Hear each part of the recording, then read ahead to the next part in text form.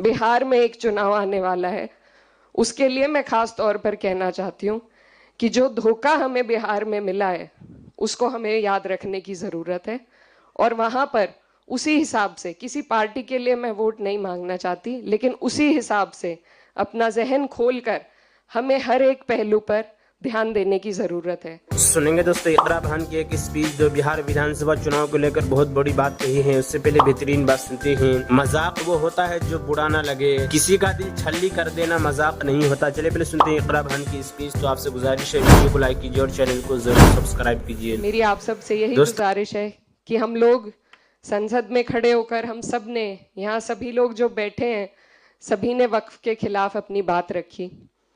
हम कामयाब नहीं हो सके क्योंकि हमारे पास नंबर्स नहीं थे, लेकिन ये लड़ाई अभी भी चल रही है, कोर्ट में चल रही है, और मुझे उम्मीद है कि हमारा कोर्ट इंसाफ करेगा। अभी फैसला रिजर्व रखा गया है। अब अगर बात करें कि हमें इस दौरान क्या करना है, तो इस मुद्दे पर हमारी कई बार बात भी हुई है, और इसमें कोशिश यही है कि जहां एक तरफ उम्मीद है वहां दूसरी तरफ तैयारी होनी चाहिए, क्योंकि ये जो सरकार का मंसूबा है ये पूरे देश में एक एडमिनिस्ट्रेटिव केओस पैदा करने का है। जो छोटे छोटे ज़िले हैं, कस्बे हैं, सबसे पहले वहीं पर उन लोगों पर सबसे पहले ये परेशानी का पहाड़ टूटेगा जो शायद इसके कानून सही तरीके से नहीं जानते, नहीं समझते। तो मैं, क्योंकि यहाँ पर सभी जिम्मेदार लोग मौजूद हैं, सिर्फ ये कहना चाहती हूँ कि अगर हम कोशिश करें दोस्तों वीडियो को लाइक कीजिए, सिविल सोसाइटी के माध्यम से छोटे छोटे कस्बों में, छोटे ज़िलों में वक्त की जानकारी पहुँचाने की, तो मुझे लगता है उससे बहुत लोग हमारे साथ इस मुहिम में जुड़ेंगे।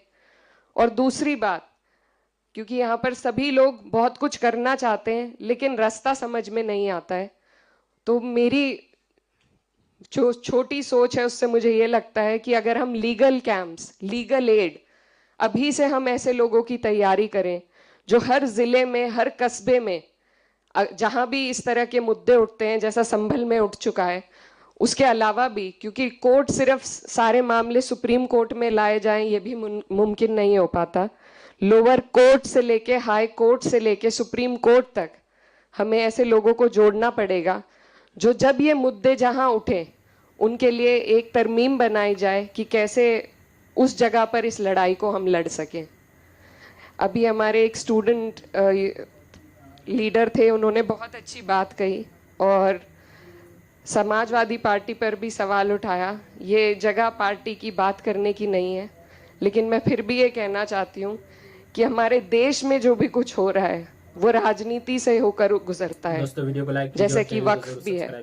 तो इसलिए ज़रूरी है कि हर मंच पर हम अपने अंदर भी झांकें, हमारी जो कमियां रही हैं उन पर भी ध्यान दें, और साथ में बात राजनीति की ज़रूर हो। द वर्ड ए पॉलिटिकल, इससे मुझे बड़ी नफरत है, क्योंकि कुछ भी हमारे देश में ए पॉलिटिकल नहीं होता है।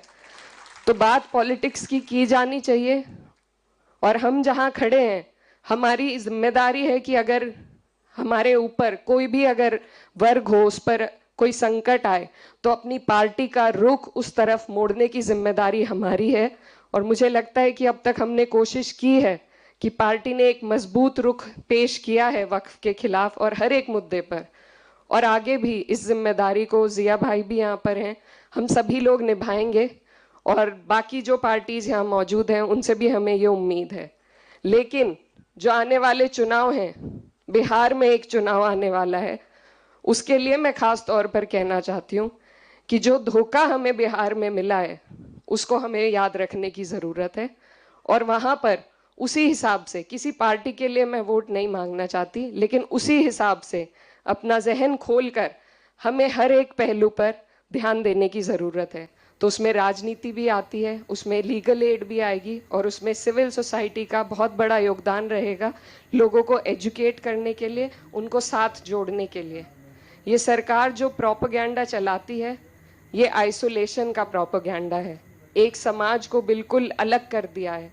हम आपस में बैठते नहीं हैं, आपसी मामलों में चर्चा नहीं कर पाते, तो उसको हमें तोड़ना होगा। हमें सबको अपनी परेशानियों से अवगत कराना होगा और उनकी परेशानियों की जानकारी रखकर एक दूसरे की ढाल बनकर एक दूसरे का साथ देना होगा, एक दूसरे के साथ खड़े होना होगा, तभी मुझे लगता है कि इस तरह की कोई भी जंग हम जीत पाएंगे। और साथ ही मैं ये भी कहना चाहती हूँ, अभी हाल फिलहाल में कुछ ऐसे मुल्क हमारे देश में हैं जिनमें क्लियर कट, हमारे यहाँ तो फिर भी डेमोक्रेसी जिंदा है, लेकिन जहाँ पर बिल्कुल तानाशाही थी, जब वहाँ पर तख्ते पलट हो गए, तो यहाँ भी हमें उम्मीद है कि यहाँ पर हमारी जो डेमोक्रेसी है, जिसके सांस रोकने की कोशिश सरकार कर रही है, उसको आप और हम मिलकर मजबूत करेंगे। हमारी जो न्याय प्रणाली है उससे हमें उम्मीद है, और उम्मीद को ही जगा कर रखना मुझे लगता है आज के दौर में सबसे ज्यादा जरूरी है। तो बिहार विधानसभा एक सुनने के बाद आप अपनी राय में क्या करना चाहते हो, नीचे कमेंट बॉक्स में जरूर बताएं। ये दोस्तों मुंतखबा हदीस किताब हजरत अता रहमतुल्लाह अलैह फरमाती हैं कि मैंने हजरत आयशा रज़ियल्लाहु अन्हा से अर्ज किया, या रसूलल्लाह, कोई अजीब बात जो आपने देखी हो वो सुना दे। हज़रत आयशा रज़ियल्लाहु अन्हा ने फरमाया कि रसूलुल्लाह सल्लल्लाहु अलैहि वसल्लम की कौन सी बात अजीब न थी। एक मरतबा मेरे पास तशरीफ़ लाए और मेरे हाथ साथ मेरे लिहाफ में लेट गए, फिर फरमाने लगे, छोड़ो, मैं तो अपने रब की इबादत करूं। ये फरमा कर बिस्तर से उठे, वज़ू फरमाया, फिर नमाज के लिए खड़े हो गए और रोना शुरू कर दिया, यहाँ तक कि आंसू सीने मुबारक तक बहने लगे। फिर रुकू फरमाया, इसमें भी इसी तरह रोते रहे। फिर सजदा फरमाया, इसमें भी इसी तरह रोते रहे। फिर सजदे से उठे और इसी तरह रोते रहे, यहाँ तक कि हज़रत बिलाल रज़ियल्लाहु अन्हु ने आकर सुबह की नमाज पढ़ाई। आप सुबह की आज़ान, मैंने अर्ज़ किया, या रसूलल्लाह, आप इतना क्यों रो रहे हैं, जबकि आपके अगले पिछले गुनाह अगर होते तो भी अल्लाह ताला ने माफ़ फरमा दिए हैं।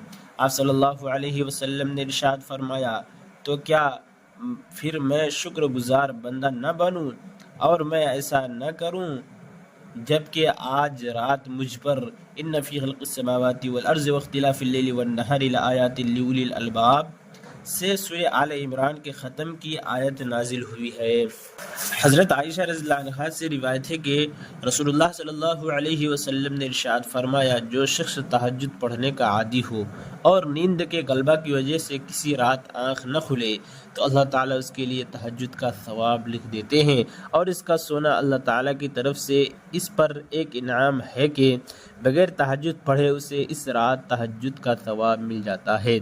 हज़रत अबू दरदा रज़ियल्लाहु अन्हु से रिवायत है कि नबी करीम सल्लल्लाहु अलैहि वसल्लम ने इरशाद फरमाया, जो शख्स रात को सोने के लिए बिस्तर पर आए और उसकी नीयत रात की तहज्जुद पढ़ने की थी, लेकिन वो ऐसा सोया कि सुबह ही जागा, तो उसको उसकी नीयत पर तहज्जुद का सवाब मिलता है, और इसका सोना अल्लाह ताला की तरफ से एक इनाम है। हज़रत मुआज़ बिन अनस जुहनी रज़ियल्लाहु अन्हु से रिवायत है कि रसूलुल्लाह सल्लल्लाहु अलैहि वसल्लम ने इरशाद फरमाया, जो शख्स फजर की नमाज से फारिग होकर इसी जगह बैठा रहता है, खैर के अलावा कोई बात नहीं करता, फिर 2 रकात इशराक की नमाज पढ़ता है, उसके गुनाह माफ़ हो जाते हैं, चाहे वो समंदर के झाग से ज़्यादा हों। हज़रत हसन बिन अली रज़ियल्लाहु अन्हुमा नबी करीम सल्लल्लाहु अलैहि वसल्लम का ये इरशाद नमक़ूल है, जो शख्स फजर की नमाज पढ़कर सूरज निकलने तक अल्लाह ताला के ज़िक्र में मशगूल रहता है, फिर 2 या 4 रकात इशराक की नमाज पढ़ता है, तो उसकी खाल को भी दोज़ख की आग न छुएगी। हज़रत अनस बिन मालिक रज़ियल्लाहु अन्हु रिवायत करते हैं कि रसूलुल्लाह सल्लल्लाहु अलैहि वसल्लम ने इरशाद फरमाया, जो शख्स फजर की नमाज जमात से पढ़ता है, फिर आफताब निकलने तक अल्लाह ताला के ज़िक्र में मशगूल रहता है, फिर 2 रकात नफल पढ़ता है, तो उसे हज और उम्रा का सवाब मिलता है। हज़रत अनस रज़ियल्लाहु अन्हु फरमाते हैं कि नबी करीम सल्लल्लाहु अलैहि वसल्लम ने 3 मरतबा इरशाद फरमाया, कामिल हज और उम्रा का सवाब, कामिल हज और उम्रा का सवाब, कामिल हज और उम्रा का सवाब मिलता है। हज़रत अबू दरदा रज़ियल्लाहु अन्हु से रिवायत है कि रसूलुल्लाह सल्लल्लाहु अलैहि वसल्लम ने इरशाद फरमाया, अल्लाह ताला फरमाते हैं, आदम के बेटे, दिन के शुरू में 4 रकात पढ़ने से आजिज़ न बनो, मैं तुम्हें दिन भर के काम बना दूंगा। फ़ायदा ये फ़जीलत इशराक की नमाज है, और ये भी मुमकिन है कि इससे मुराद चाश्त की नमाज हो।